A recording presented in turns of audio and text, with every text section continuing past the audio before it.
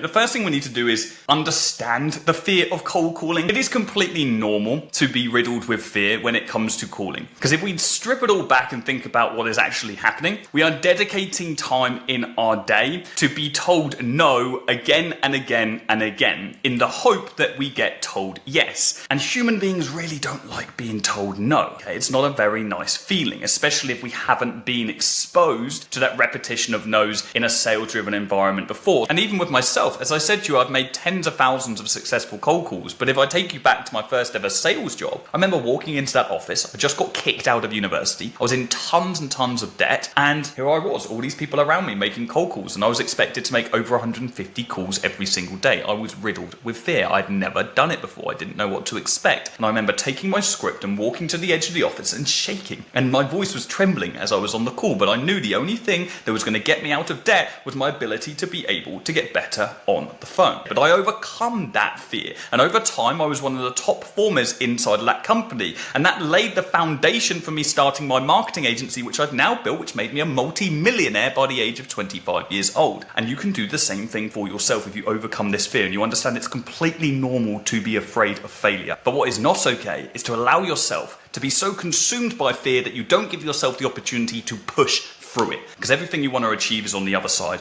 of that fear barrier.